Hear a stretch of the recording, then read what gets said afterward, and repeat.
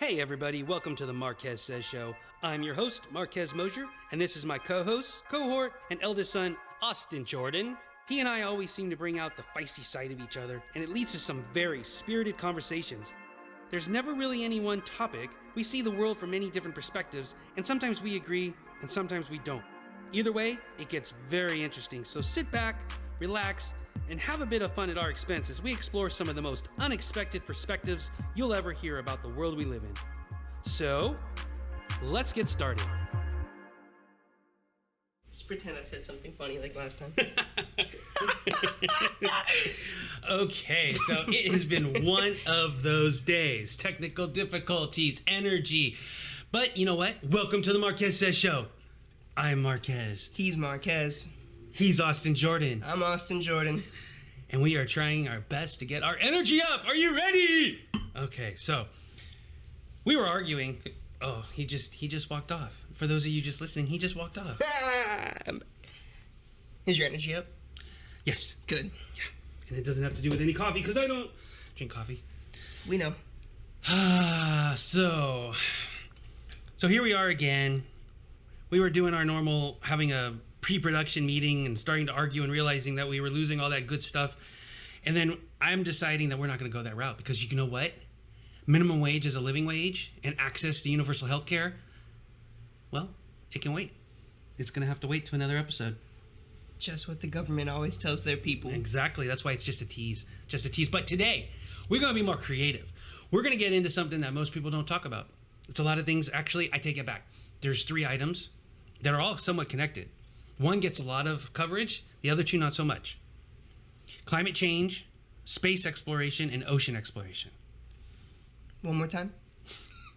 Climate change, space exploration, and ocean exploration. Okay, got it. See? And the reason I want to do this, because it's been on top of my mind, because NASA with Mars, and obviously we hear about the climate change. And the question came across my mind, because yes, this is how my mind works, is that what if we had actually explored space and the ocean more earlier on when we could, decades ago when we started? Would we know more? Would we actually know more about the climate and be able to have actually realized what we were doing to the climate? I mean, we knew what we were doing, but maybe make bigger changes. Haven't we known for a long time, though? Hasn't this stuff been said since, I don't know how far back, but I'm pretty sure I remember seeing stuff written about it. Well, not that I remember, but seeing stuff written about it in the 80s. Yeah, absolutely. It's been a thing for a long time. There was the ozone hole. I remember that was a huge thing when I was growing up. Kind of, yes. Mm-hmm. And yes, so we were aware of it. The smog in LA. I mean, all of these things, and they were taken care of. In China too. Yeah, there was. I remember reading articles now specifically about the China and all that. Absolutely. Stuff. So I'm just curious of whether or not if we had actually decided to keep going with space exploration, or if we had done the ocean exploration, which we have done almost nothing compared to all these others, would it have changed things? I mean, because I think we can all be in agreement that climate change. Although, no, I guess we're not all in agreement, obviously, if you look at the politics of today, that the majority, though, is even in agreement across both sides for the most part. Yeah, I think there's at least agreement of climate change because, when you talk about global warming, that's one aspect. Wait, whoa. We don't believe in global warming here. We don't believe in global warming? Climate change, come on. Climate change. No, I'm kidding. Global warming's a thing, people wake up. But, and you know what? There is an argument to be made because I do understand when you talk about how long Earth has been here and the just millions and millions of years and cycles that we've gone through to argue that, well, how do we know, quote unquote, that what we're doing now is so much different than what it was any other time? And the scientists have pretty much proven that, well, the acceleration has been nothing else. There's way more stuff happening in our modern day society than ever had any potential to exist before. There wasn't industry, there wasn't, all that stuff. Right, so. and you see that acceleration. So it's obvious that man-made is definitely causing the acceleration in it. But that was one thing I always wondered was, well, it's causing the acceleration of it, but would it have happened eventually anyway? Because that's the cycles. We've had hot cycles. We've had cold cycles. We've had ice ages and such. The problem is that even if it, at least this is answering my own question, even if it would have happened naturally, we'd still be screwed. We would still be screwed. True. I think there's something to say though. There's it's far less. There's less responsibility. Well, there's no responsibility if it was just going to happen anyway. But if we sped it up and we played a huge, major, influential part in making it happen to ourselves, right. There's a huge difference in the qualifications of those two. Oh, absolutely. And that's the problem, is that I think we have indeed sped it up. We have indeed been the ones that accelerated the negative. Oh, yeah, totally. You know, it's interesting with Simon Sinek has his philosophy of the infinite game. And the idea being is that you can either, the infinite game is one in which, like for life, for example, life goes on whether we're alive or not. Life itself goes on. Right.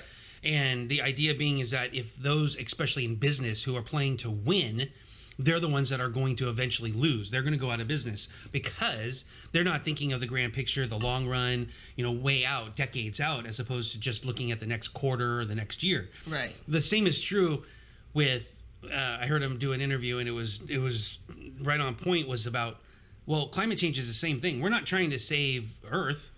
We're trying to save ourselves. Earth is going to be fine.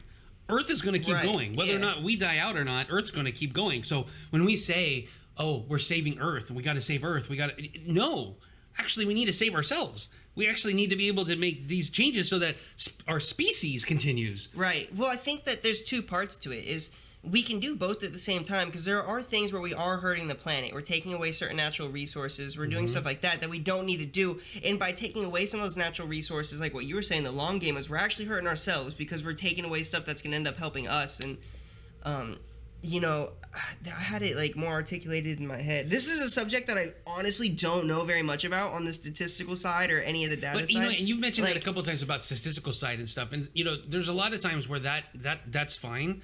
But there's also just the part about the emotional part of it. There's just the raw kind of feeling about it, because this isn't, I can throw a whole host of numbers at you and say how horrible it is, and you may still feel like, well, it doesn't really affect me now, so I don't care. Yeah. And vice versa. I feel like to take care of our planet is just, it's very, very important to me.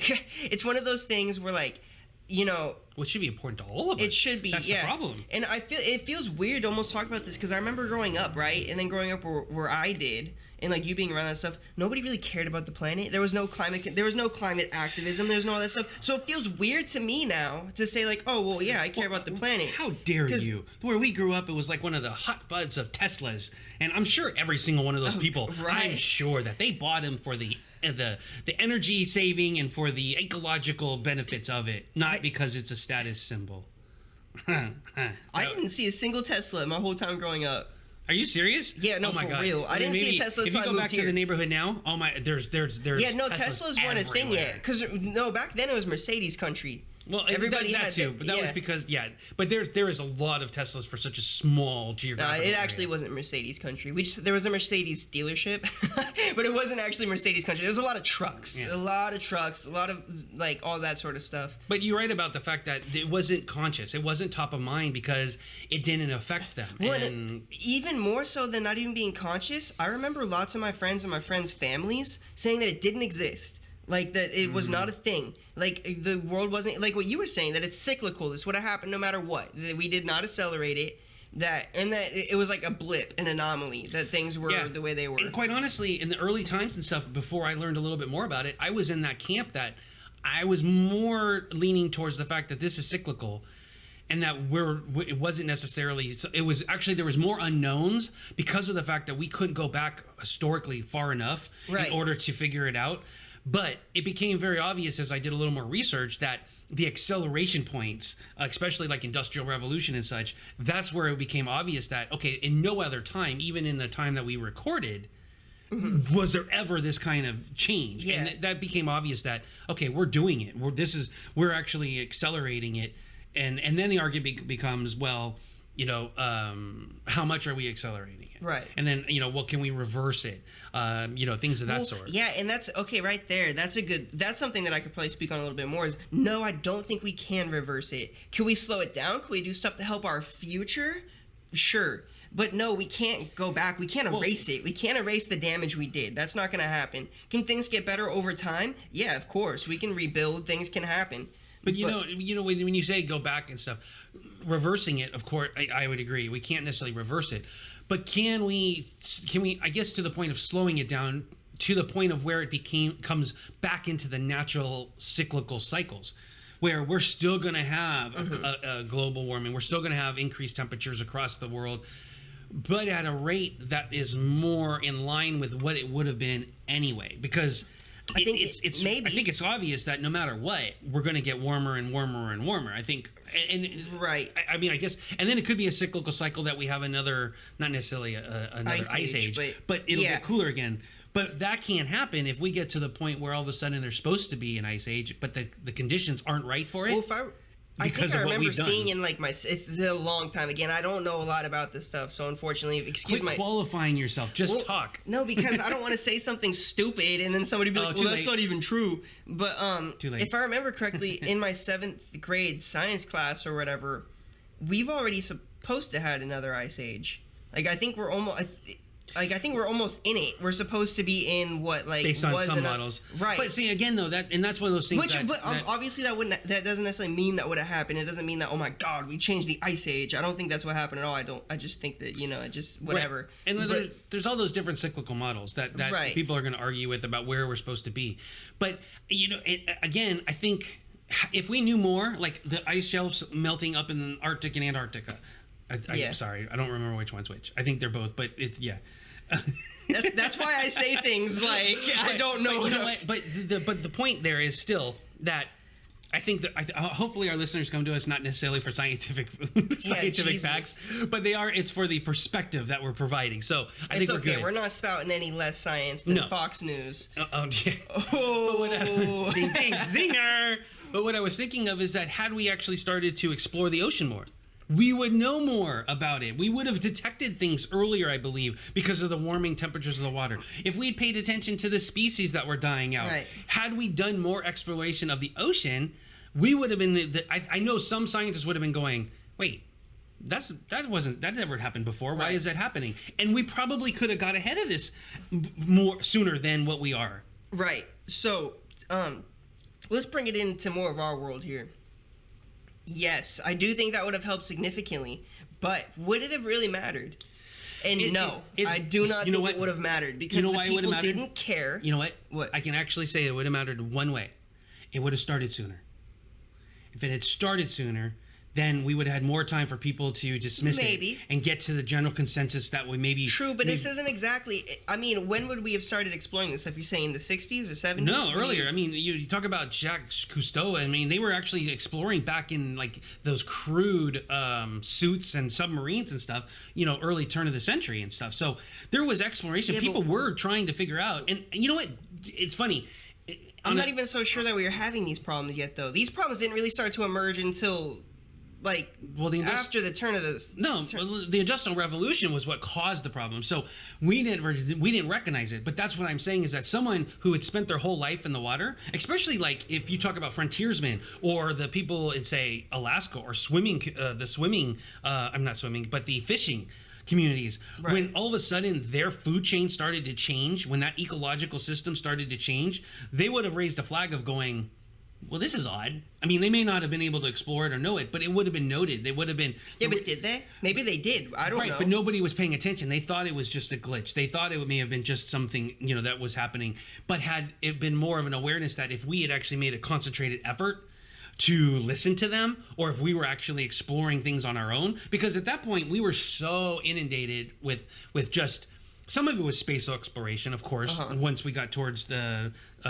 40s, 50s and stuff. But even before that, we were so inundated with, let's make a car so we could have our personal freedom. Right. You know what I mean? And like all of that stuff, we were so engrossed on ourselves. I mean, it took Teddy Roosevelt to make national parks because otherwise we would have just used up all those resources. Right. Well, I guess what I'm trying to say is did those...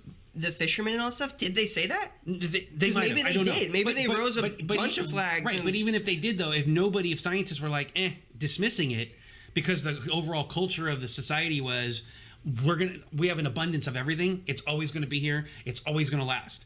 Even the scientists, I mean, you got doctors that were smoking.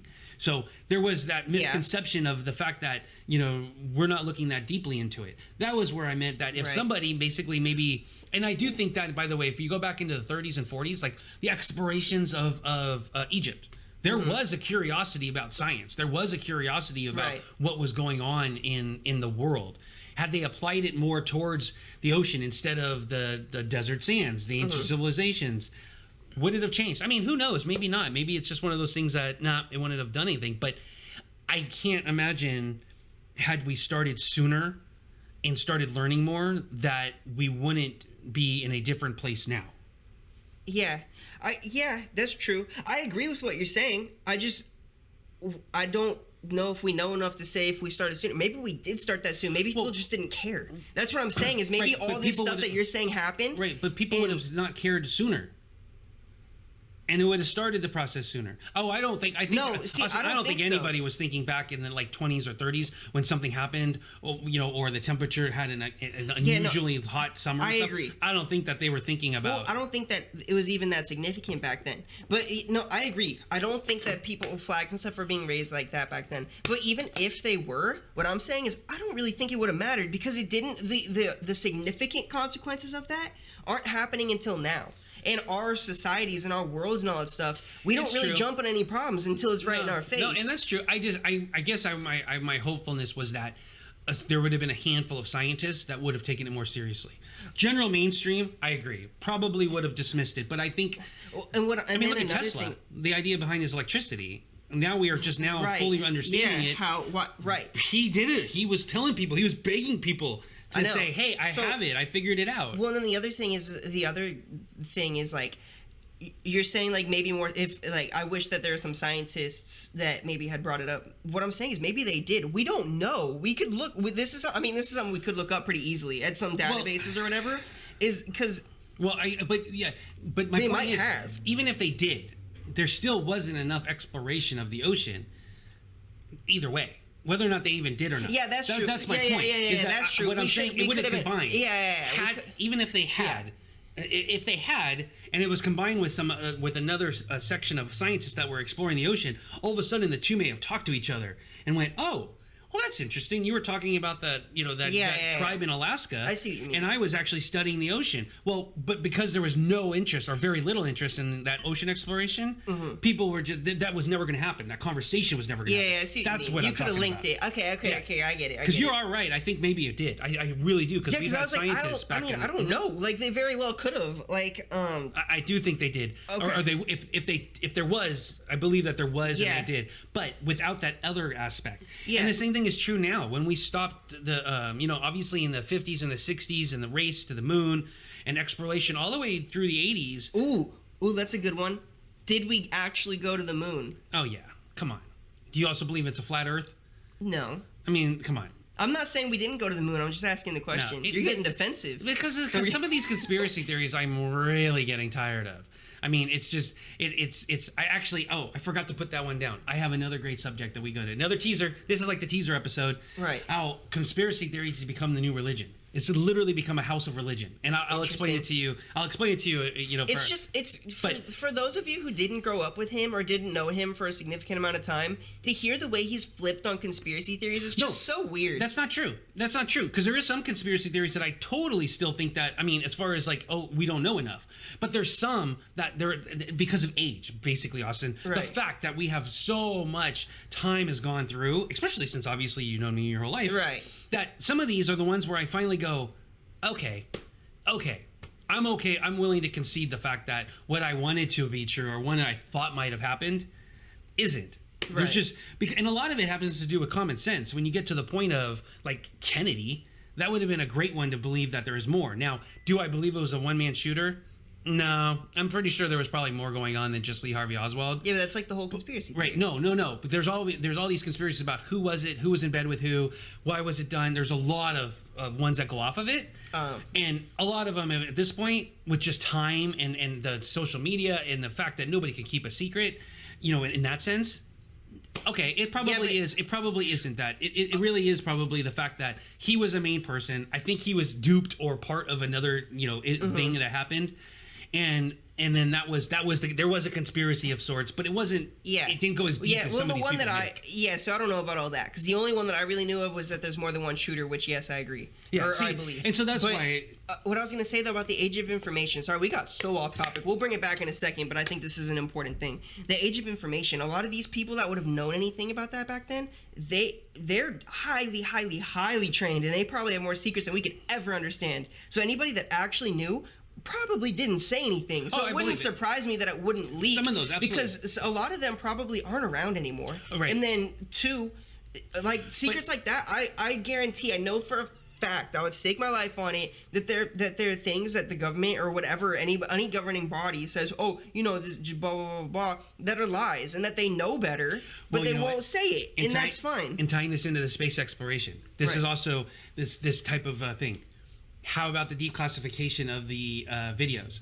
The Kimball alien, the UFO video? Oh, yeah, Not alien, but the UFO Kimball. Right. The TikTok and the go fast. Because this is something that actually we can do a whole nother one, because you want to get into those type of things. That's true. We didn't even talk about that when they were talking about declassifying all the UFO stuff and all that stuff. So now we talk about the ocean exploration that we were talking about climate change and how that's... What about if we had actually been... the space exploration? I mean, heaven forbid, what would have happened if we actually had been exploring and we made contact and we ran into someone who said, oh yeah, that happened to our planet, you guys got to do this? I mean, no, that's extreme. That's like sci-fi, of course, don't get me wrong. Yeah. But the reality of is, we had almost 2 decades where we stopped virtually doing any space exploration.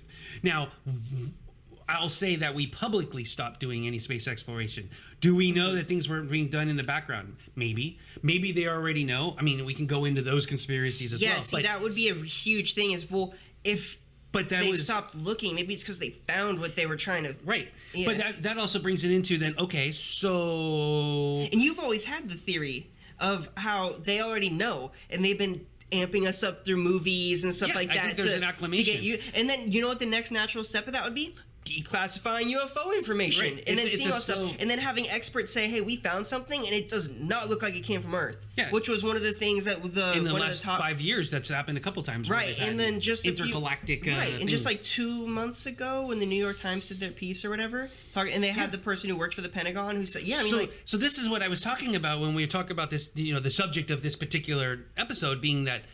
How climate change is tied into the space exploration and ocean exploration, and the fact that you can throw in the conspiracy theories that go along with those particular themes. That's why I wonder about if we did find something, then it's really detrimental. That do we actually have the knowledge to do things that are different and actually start to reverse or at least slow down this process, but we're not because we're afraid of what the reaction would be. Or vice versa, we don't know it. We haven't really made contact. There hasn't been anything. You mean specifically with like aliens? Yeah, exactly. Oh, okay. Or the fact that we know that they're there, but we haven't made contact. And I mean, because there's one interesting thing that the spike in all of this, the space exploration, and what should have been also the ocean exploration that goes with it, because they are mirrors. They are the flip side of the same coin. There is so much that we don't know. You talk about things living in the forest like Sasquatch or Bigfoot, whether or not they could survive, Loch Ness monsters, things like that. The ocean is 98% unexplored. Yeah, but we know more about space than we do the ocean. Exactly. So you're telling me that if advanced technology that can live in space, you could take the same technology and live underwater. It would be the same application. Well, there are people trying to do that. There are some architects and all that stuff trying to figure out how to do that. And all these things are going to help us in the long run, because we are going to, we're going to need society doesn't collapse on itself before then. That's right. That is actually because honestly, like, yeah, no, you're right. Those are real things that we got to worry about at this point. You're absolutely right. And you want that part of that argues that maybe we should be speeding up this. Then maybe we need to be accelerating our exploration of Mars. Maybe we need to be accelerating exploration, because we may not be able to, if we have crossed the point of no return, we're going to need help. We're going to need either some genius minds, which we do have right now. We have them. We just don't listen to them. And that's the thing, is because all these really big businesses, oil, all that stuff, are worth just so much money that they have so much control. And anytime, it's like, because the thing is, we know that, all electric cars would help. And it's getting there. It is getting there, but like it's not. We've known for a long time. We've known since I was like a toddler that is what we should have been doing. GM actually had, there was a great, I wish I could remember what the name of the car was, but GM had one, and they had actually solved many of the problems about in the 80s, late 80s, early 90s, and they had to, they were literally shut down. They had to pull up, and they destroyed all the cars and the technology, and it was sat on for decades because of the big oil was like, this is going to kill us. And now, of course, you know, it's nowadays it's like we're just trying to improve upon it, but we've essentially figured it out. The only last bridge is fast charging. And once we have fast charging, those are going to go into the existing infrastructure that we have with all the gas stations, and we'll be switched over. We can switch over to an electric car society. Right. Yeah, and then obviously that's just a minor thing. That's not like the big thing that's going to end up saving the world, but it would help. But to go back into your earlier point of, well, if we knew earlier, that's why I don't think it would have actually helped. We did know earlier, and it didn't really change anything. No, but again, had that started earlier, like again, you start that basically that buffer process, you know, the adaptation curve, the early, you know, had that happened and we didn't have the interference, right? And I agree that could potentially happen, but then again. But what is it? It's a necessity. It's the necessity thing. We don't do anything until we have to, until it's necessary. Well, part of that, yes, is that whole selfishness that we have. Like, I mean, don't get me wrong. I love my car. I love big, burly V8 engines, horsepower galore. But I also get to the point where that actually can be done fuel efficiently, relatively speaking. Yeah, and in addition, it's kind of expensive. Yeah, but in addition to the fact that you can actually get a lot of this performance now from electric cars. Yeah, you can. So I'm looking at that going, no, very expensive. Why are we, you know, why are we so tied in to these legacy thoughts when we know that, I mean, we talk about we want to save the world for our grandchildren. What are we doing? What are we actually doing to help do that? You know, and I think part of it also is that some people take advantage of it. The new Green Deal now, I'm not as familiar with what it encompasses now, but I know that a decade ago when they tried to push that, it wasn't actually going to help that much. And so people looked at it and shot it down without thinking that this is a good first step. This would have been a good start. And again, coming back to the fact that had we done more exploration, had we dedicated more millions of dollars to those things, would we have found some element, you know, in space? Would we have found something, you know, some pattern in the oceans and realized, oh, yeah, we need to be changing this? What about the fact that we just get ahead that we're going to need to live in space, like colonize the moon, you know, stuff like that? Right. Well, I mean, do we have to live in space though? Like, if our planet gets too hot for us to live in, it's too inhabitable. Yeah. Sure. Yeah. You know, if we can't, then yes, because like states like Arizona, oh my God, 117, and that's just now. I mean, you can't. We won't be able to survive if in another 10, 20, 30 years, if those temperatures go up another 2, 3, 4 degrees. Those are things that we're not going to want to live. But what are we going to abandon, Arizona? Or are we going to have to live? We just turn air conditioning on. But that, we could do things to combat what's happening on our planet right now. But instead of putting resources into leaving the planet. But even the air conditioning isn't going to solve the problem. That's just a Band-Aid. True. And the air conditioning. And what about the catastrophic effects of all the stuff that it uses? The energy. How are you going to run it? I mean, there's. I don't know. I mean, I don't know the answers. You can't just turn on air conditioning and solve the climate change problem. I know. That's a soundbite for you. Well, obviously, but that's obviously not what I was saying. I know. Well, it was for Arizona. No, I'm saying to combat, like, you're not going to die by being in 117 degrees heat in Arizona if you live in the modern world. However, how do you stay inside? How do people live? How do you work? Like postal people, just for example, how do you deliver the mail? I'm just saying that there are things that we can do besides. I feel like the solution to climate change is not leaving the planet. The solution to climate change is doing things to fix things on the planet. That depends. It sounds. Just think about it. How much? Which one sounds more plausible? Figuring out how to colonize the moon, or just taking stuff, putting in certain legislatures, convincing people to fix things here. Okay. It sounds significantly easier to fix things here than it does to colonize the moon, which we have very little. Actually, I don't agree fully with you there. And plus, you can't put that many people on the moon. No, but that's why you have to start exploring and figuring out a way. Because guess what? According to some scientists, if you really want to get into it, for some scientists that say we've already crossed the threshold, or we're going to cross it if we don't reverse it, etc. The fact of the matter is that at some point, and this may be hundreds of years, maybe even actually thousands, if not hundreds of thousands of years down the road, Earth is going to blow up. It's going to get sucked into the sun, and it's going to be destroyed. So somewhere along the line, we have to get off the planet.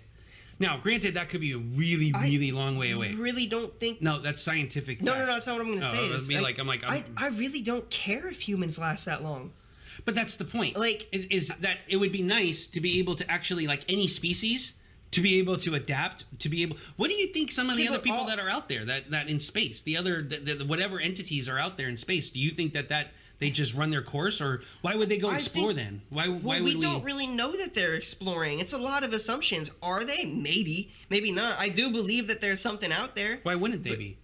Maybe they can't. Maybe they're not smarter than us. Maybe they are smarter than us. It doesn't really matter. We have no idea. Now, do other organisms survive? Probably live out there? Yeah, of course. But we have no idea. Why are we assuming that they're smarter than us? No, I'm not assuming. You know why? Because they've been around longer. How do we know that? We don't know any of this stuff. That's my point. That's my point. You have to take some assumptions on it. You have to take... There's so many things that we don't know. Why would we... why would you take the aspect of thinking that we are superior? Why would you... Yes, you are. Because if you're assuming that everything out there, we don't know... So let's just assume that there is things out there that are smarter than us, as opposed to assuming that there isn't. I get that. Because they're both equally as irrelevant. No, it changes. No, it does not. Perspective would change completely. If we think we're superior because we think that everyone else out there is not as smart as us, that completely changes our mindset and our perspective on how we approach it. No, it doesn't. Absolutely it does. No, it doesn't. Because at the end of the day, we're trying to survive longer. Whether or not something has outsurvived us or not, that we can't prove, it would be different if we... It's totally different, Austin. If we look out there, if we're starting to go to Mars and we don't know what we're going to encounter, we have to be prepared for someone that's probably more advanced than us. You realize that we can't get to Mars. We will in the next 20 years.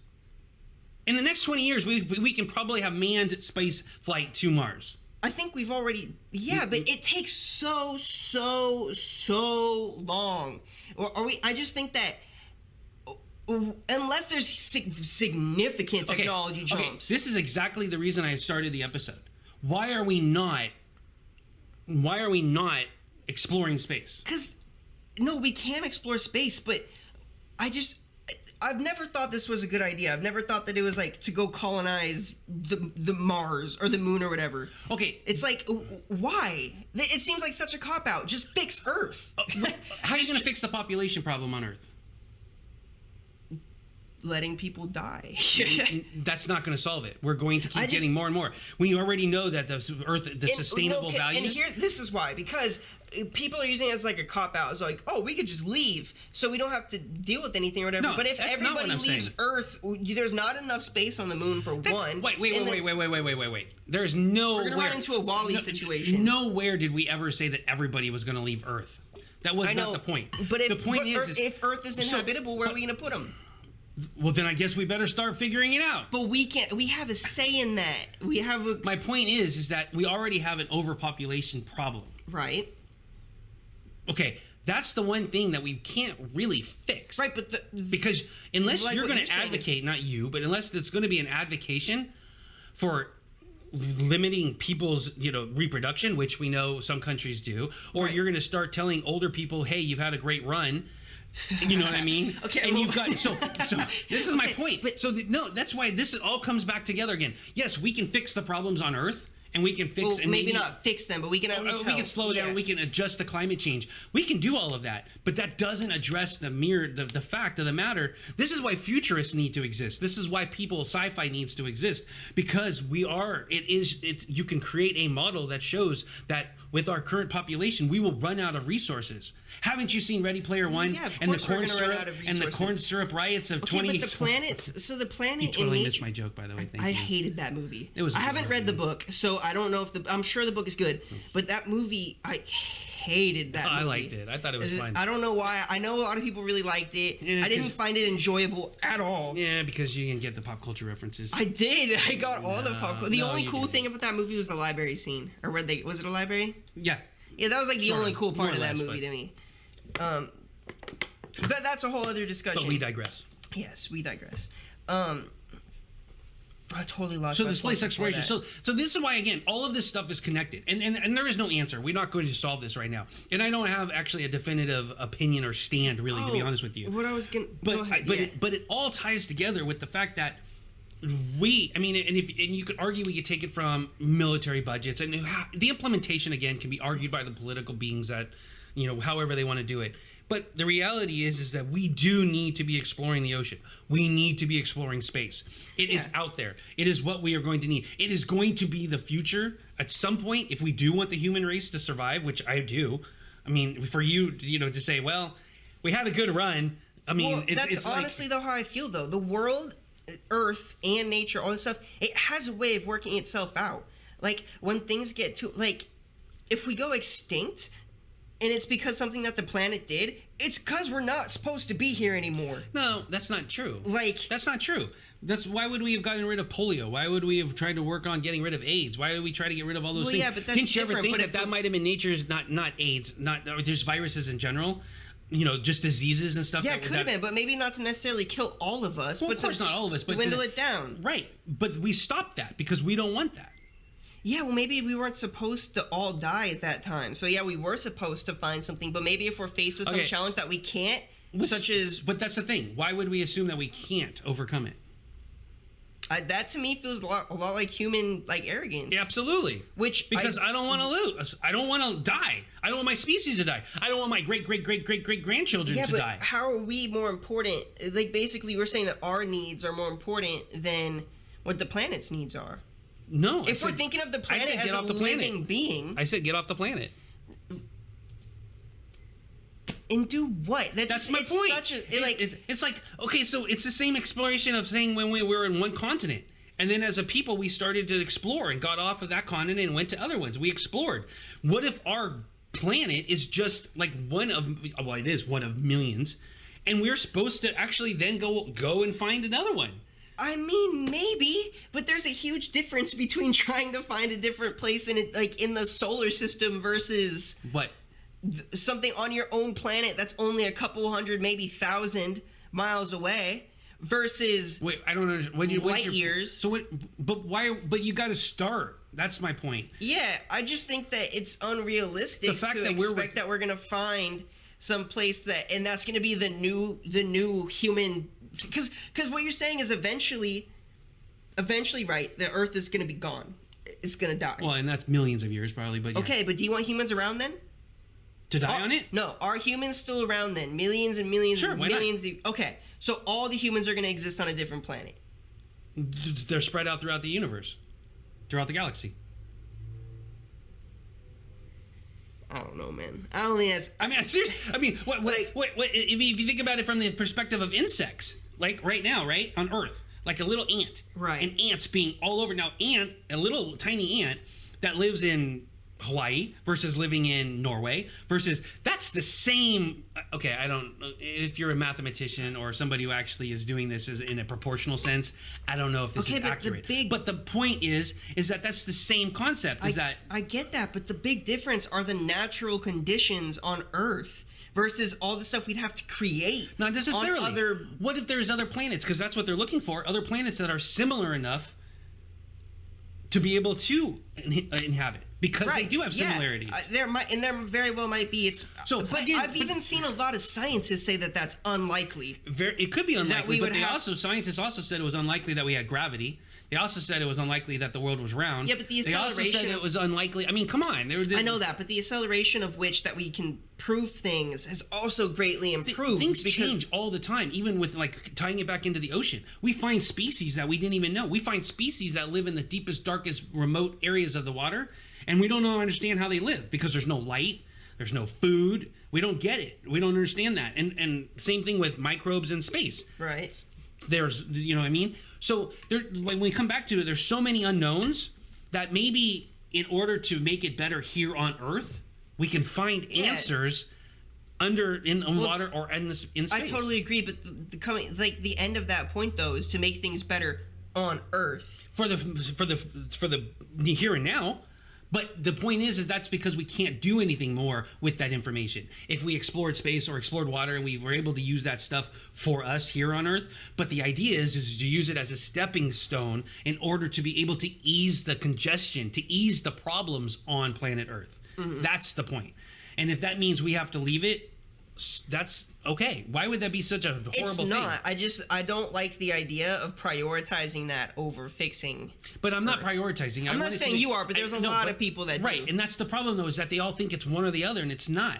We need to be able to prioritize all of this. And if you understand that the benefits that Earth can have from spending more money to explore the oceans and space, then maybe. But they're like, no. There's not going to be any benefit, and it's too much money, and we won't have any benefits for decades and stuff. And then they don't do it and give up, and because like you said, it's not an immediate problem, because we've made choices all throughout history that turned out to be pretty faulty. Whether it be let's choose fossil fuels instead of renewable energy, let's choose. Let's choose tobacco. I think we've mentioned this before instead of hemp. Right. We chose all sorts of things that were in hindsight going, well, that didn't work out so well. Right. But again, that's why I bring it back to we need more exploration and climate change is just right now the impetus for people to go, okay, we need to figure out, because it is one and the same when you're figuring out the ozone. When you're trying to figure out, hey, what's wrong with why are we heating up? Well, it's because of the fact that we have the outer layers and the stratospheres and stuff. Well, if we had been up there a little bit more and studying it, maybe we would have realized, hey, did you know that we could actually, making it rain, making clouds. Right. Yeah. Seeding clouds. I agree with all that. The part that I got hung up on was creating, a Star Trek universe or Star Wars universe and stuff. Okay, and I agree with you. That does seem far-fetched. And I love Star Trek, the original Star Trek, because I really truly hope that becomes the vision of the world. I really truly hope that. Well, it wouldn't be the vision of the world. It'd be the vision of the universe. You're talking about expanding something. That's what I mean. But I truly believe that I hope that in some sense, that is how we all start to. That's how it ends up, so to speak. I guess. But I think there's way too much stuff happening on Earth right now for me to even consider wanting to plan that sort of thing. But part of that, Austin, is you could argue that the overpopulation is driving some of the starvation and that's driving some of the civil wars in some of the countries. You could argue. Yeah, that's true. But these things. And finally, because we'll wrap this up, but think of it this way: if we were to be invaded, we're screwed, because if anybody figured out space travel and got here, they are way technologically advanced more than us. But my point being, though, is that we would all come together. How quickly Ronald Reagan had a great UN speech about this, about how quickly we would all come together as a as a world, if there was an existential threat, if there was an external threat. And it would be one of those things where I want to say it would help, but it would immediately show anybody who's saying that, especially in light of what's happened with another shooting, the fact that, you've got dark skin, somehow you're not worthy, when you're looking at this reptilian alien or something going, okay, you're my buddy because you got my back, like the military does, where, what I mean? So it's just, that's one of those things where that's why we should be exploring. That's why. Because some of those solutions may actually help ease the problems that we have on Earth right now. Yeah. I do. I do understand what you're saying. I totally get it. Isn't it weird? We're sitting here where you're being the one that's being more conservative and kind of more practical, and I'm being the one that is being the more out there, because I get what you're saying. You don't want to take your eye off the ball here and now. Right. I get that, but I'm not saying it's not one and the same. No, it's not mutually exclusive. I agree that we can explore and we should explore. I just don't think we should put our eggs in that basket. Really, almost any eggs in that basket as far as figuring out what our future is going to be with that. I think we should do that to learn and to gain all this knowledge, 100%.